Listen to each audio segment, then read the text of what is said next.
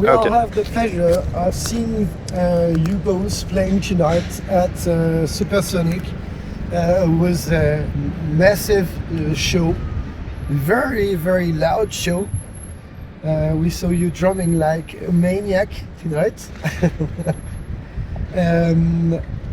You come to play here in Paris many times before. How do you feel about performing here?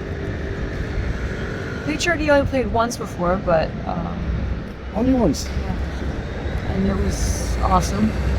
When was it? It was at the L'International Oh yeah. last year. Yeah, and it was my first day after breaking my kneecap, so I had a brace, but they had all these poles, so I put a rope so I could swing on it and still play, and then it was awesome.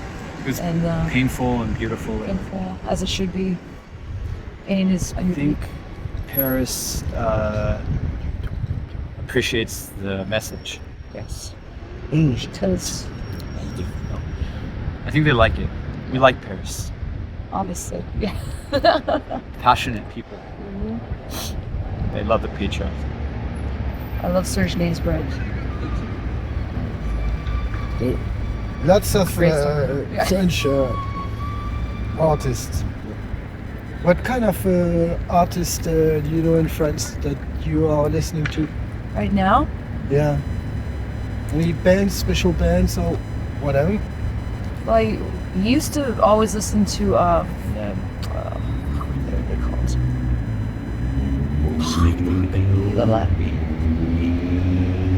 It will come to me in a second. They had that song Maquillage. No, Maquillage is French. Maquillage, yeah.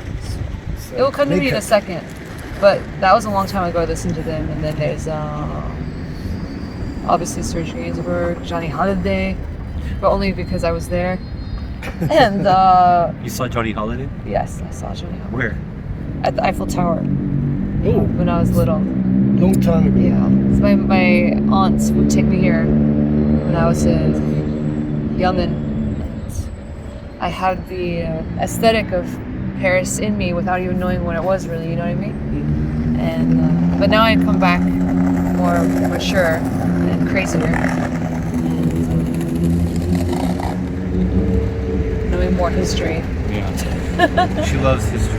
Yeah, Your the music. French Revolution is Wow, yeah. amazing, but also horrible. Don't worry, it's So. coming back again very soon. But you know, I think everyone pays from.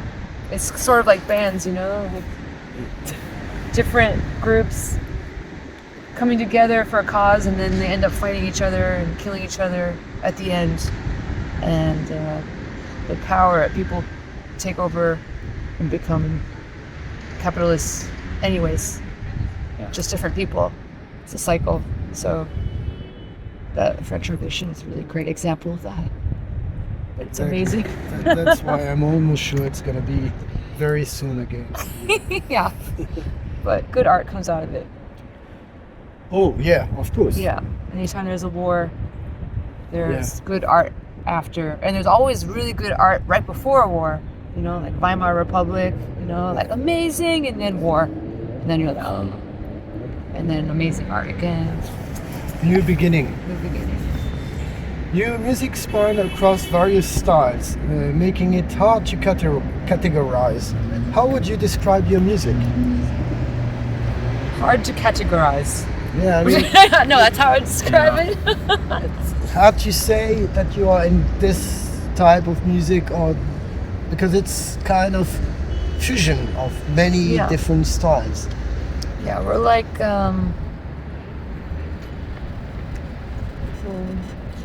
I think that we have lots of influences, and live we like certain things, and on record we like certain things. And on the record, sometimes just depending on who we're collaborating with, it comes out a certain way, and then live we interpret it a different way. And so it's kind of always people will hear the album and then see us live and be like, it was completely different from your album. I can't, it's amazing. why don't you record like that? And it's like, you know, it's different. I think the live experience and the record experience are two totally different things, and it's important to keep people excited and surprised. And I think that being able to easily categorize music, it makes us feel good to be able to be like, oh, that's dark wave, that's industrial. It's like, I don't know, the human feeling, we want to categorize things, but like industrial sparks, or ABBA meets Nine Inch Nails, or it's just, you know what I mean, like whatever feels good, you know. And I think sometimes it makes it hard to find a scene, you know, because people love to put things in groups. Yeah, and we don't fit in a group, so today. Sometimes, you know, we'll play and there'll be, you know, heavy metal guys with like, you know, long hair, and there's cute little girls, and there's industrial guys with shaved heads, and it's kind of all these different people, and we like it a lot. That's because the we best like part about it. all the stuff. Yeah. Some people come up all and ages. they say, oh, your drumming reminds me of Death in June. I'm like, yeah. And some people say, oh, your drumming reminds me of Rammstein. Yeah, you know, or your drumming reminds me of, you know, fucking Soft Moon. I'm like, yeah, you know, it's all that stuff together. So I think. Yeah. You recently released a remix album, Forceful Rearranged. Your latest album, The Unself, came out in 2022. Do you have plans for another album soon? Yes. We're working on it Already? now. Yeah. We were experimenting with one of them today, the Boy on a Leash song. And then we have a couple more, and I shouldn't say producer yet, or not? Let's see. Yeah. Alright. We have like a really cool producer, and this guy called this Twin Shadow. It's really awesome. And it's like, you know, I was like pregnant when we started, so my brain got really crazy because I didn't know when you're pregnant and the baby's like a parasite and starts eating your brain. So I can't remember certain things. Like I couldn't remember that French band because the baby pulls the brain out of your head, takes it To create into his own body and mind. So I'm slowly coming back, which is awesome to be able to have support from family so that we could go on tour. But that was like a process, like different emotions, because writing for me is like a life process. It's not like separate from it's a part of my life. So I'm never not patriarchy. I'm just a little nicer in real life, but meaner in performing, but always patriarchy. You're not me. Yeah, I'm just more aggressive live. Yeah. But yeah, as they say in America, you know, sub in the streets, dom in the sheets. Wait, a dom in the streets, sub in the sheets. It means. You don't have to explain. Do you know what it means? Okay. You have to I research suppose. that. Yeah. You're submissive in the sheets, Mm-hmm. or you're dominant on the streets. Oh, Yeah. okay. I understand. Yeah. Sorry, French. How do you feel your sound has evolved since the last album, and what factors have contributed to this evolution? I'll let you answer that. Well, last year when we released The Unself and we toured across America and Europe and we played it a lot, we discovered all new ways of playing that were more live, adding lots of live instruments and playing guitar more.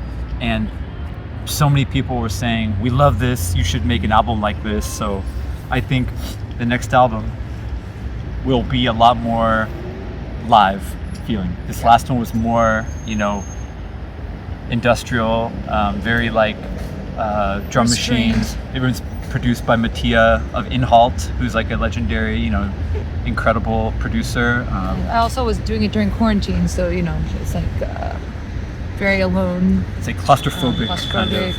And also like he's like let's make an album where people can take you more seriously by pulling it back. Because my one before I did, Asking For It, was like crazy. Like I recorded it like in a guy's bedroom, like while he's like snorting coke. Like you could hear people screaming in the background, you know, like mixing it was insane. So then the next album, they're like, you know, let's really tone it in and make everything really crisp, and that way people will take you more seriously with your crazy lyrics, because like the lyrics are provocative, I suppose, even though they come from a special place, my body.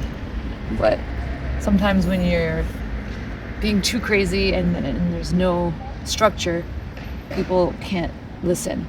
So this way I refined my approach and then still could have the like sexy lyrics. So now you can have all of that plus the craziness, but also refined. So it's always like learning from the experience. We're adding some more chaos to the next one.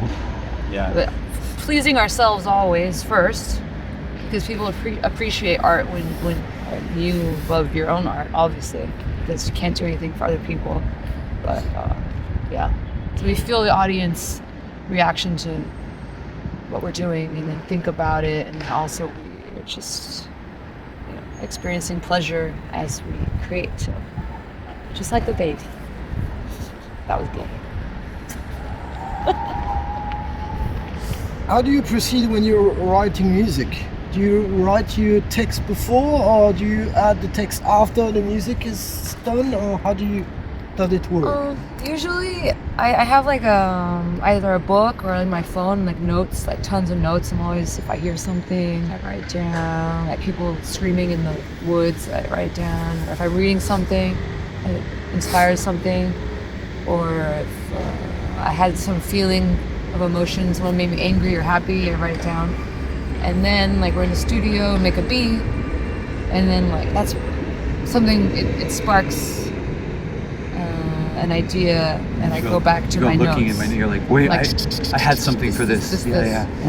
So she has So you collect lots of ideas, and then you like a puzzle. It's like a puzzle. Kind of like Burroughs, like cut-up method. Yeah.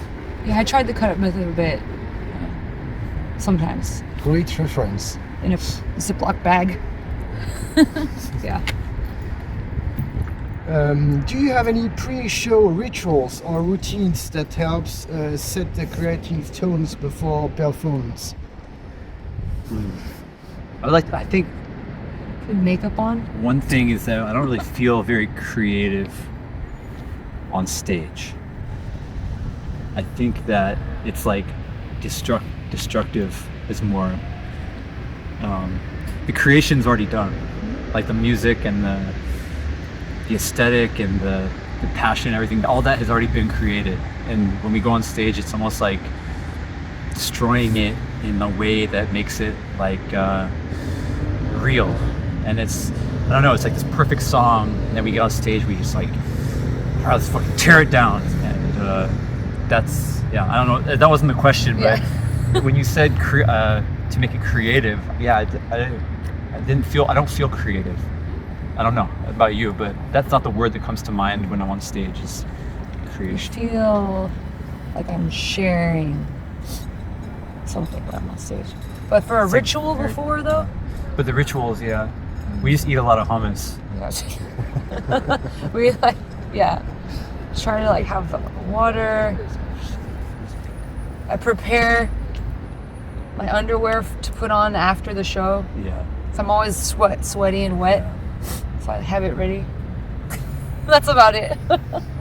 And like, and just kind of waiting. We look at each other's makeup. And we say, how's that? We need to fix this. Yeah. Simple. Primal.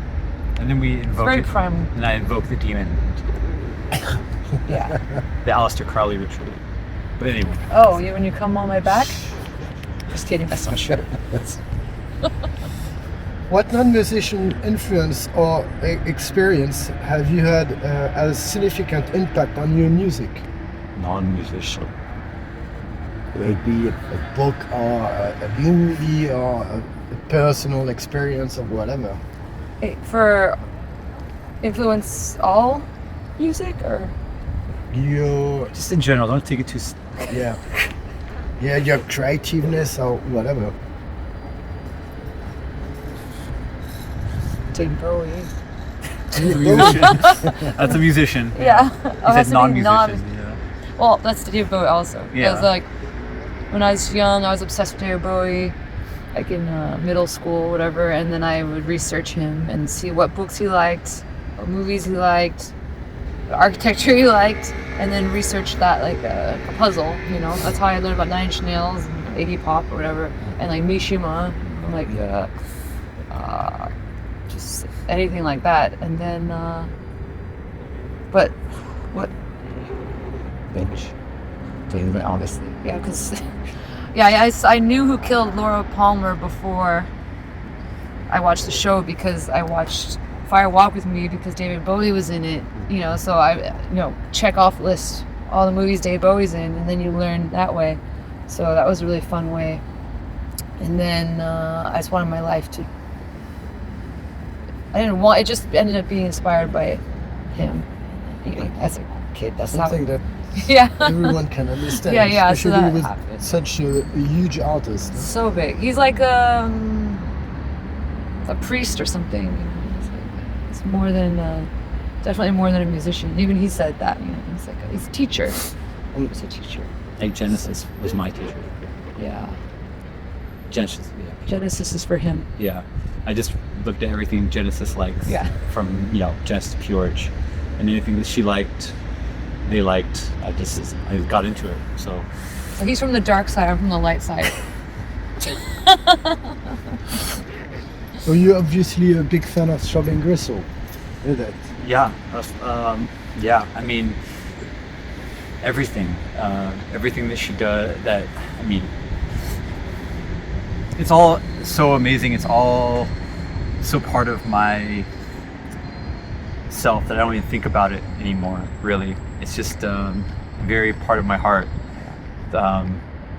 Genesis music and then Neubauten are probably my 2 bands that have affected me the most.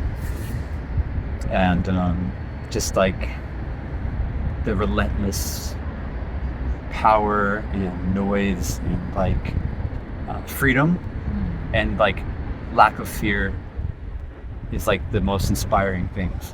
Yeah, lack of fear. Yeah. Fear is the killer Mind of killer. everything.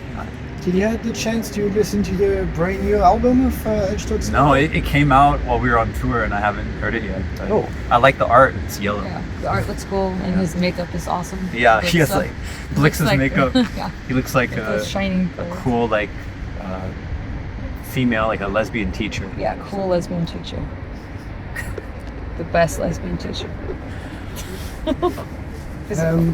Your provocative and edgy attitude align with some groups from the old school industrial scene. Do you have any industrial music reference part out of those 2 that you already spoke of? Coil. Yeah. Yeah. But also, Thrill Kill Cult, Yeah, to get on the dancey side. Yeah, my life with the Thrill Kill Cult, and I think, Lawrence of Acid. yeah, And, I think SPK? I've never really gotten into SPK. I mean, No. they're awesome, but they're not one of my favorites. I need to learn more about that. Yeah, I think, Yeah, I listen to soundtracks more than a lot of. yeah. Yeah, no, I don't know. Honestly, one of Ashley's favorite bands, they're not old, but it was Soft Moon. Yeah. Oh, And it was like really inspiring for her, Soft Moon, the way he had such epic kind of soundscapes and Yeah. really driving beats, Music I can drive to, work out to, have sex to. If those 3 things. Very important. yeah, of course. So yeah. Well, I think I've done all the questions already, and if you have anything you want to say about what are your next shows in Europe. before you traveling back? We have Lille, and then we're doing Roadburn, which is awesome. Love the Netherlands. Playing in Berlin. Oh yeah, we're playing in Berlin. Oh, and we're really excited to play London for the first time. Yeah. Oh, We had to cancel that twice. So First COVID. time because I hurt my knee. The second time because I was pregnant. oh. yeah. So that's gonna be a good one. Yeah, London will be fun. Yeah. You played already in Berlin. Yeah. We did a DJ set where we have Berlin to do next. That's our We played in last Berlin European. last year. Last year, yes, yeah. It was awesome. Because people get crazy in Berlin. yeah. It is a good place for that. Yeah. But for museums and stuff, I think Paris is my favorite. You've got plenty for 3-4 months long. Yeah. Every day going out. Every day. It's so amazing. Yeah. But you're traveling back tomorrow, you mean? Yes. Yes. Or no time to visit? No, not this time. Next time. We just have to make money for the baby. Yeah. It's all work this story. Yeah. No, Next time you no should relaxing. go visit the catacombs. Yeah. Yes. I'm sure you're gonna love it. Yeah. We need a private tour. Private tour. And then. You know anyone? Let us know whenever you're there, and we will help you to give you tips on what you go. And we'll sleep at Versailles, Madame Dubarry's house. Yeah. I'll call her. That's far Vive from la here. France. No, 13 kilometers that from far. Paris. It's far. It's like 20 minutes, Yeah. but there is no strike Oh. or no gridlocks. I think Versailles is overrated. Heads on spikes. I like the gardens. Yeah. Good place to make a view. Yeah. Garden in The Versailles. garden's beautiful. I love the Castles. Way too big. farmhouse. I feel like a farm animal being pushed through the Yeah. castle because it's so many tourists and Yeah. you're in a line. It's not nice. No, the outside parts are really pretty. We will get the same thing at the Louvre. Yeah. Yeah. Oh yeah. Love the horrible. Louvre though. Good stuff. Just go around the crowd. No, it's not that You don't far have to from see the here. morals. No. The Louvre, I take this street there. Yeah. It's straight, you will pass in front of the Louvre. Not that far. Or the Nike, the Samothraki. The stairs. Yeah. Nike. Mixed area. Whatever. Next section. Alright, on that note. Okay, thank you very much. Merci beaucoup. We wish you a nice end of tour and And we will come back a safe soon. travel back as well. So long the war didn't start. We're lucky. We're very lucky. Yeah. I think we're getting to an end now. Oh. Well, hopefully, maybe Paris will be cheaper to stay in next year. If it's like half Yeah. burning, Oh no. After the Olympic Games, because this is because of the Olympic Games. That Oh yeah, we forgot to say we do not like the logo for the Olympic Games. We're terrible. very against it. We don't understand what it is. Is it a mouse? It's like a weird guy. A weird mouth plane?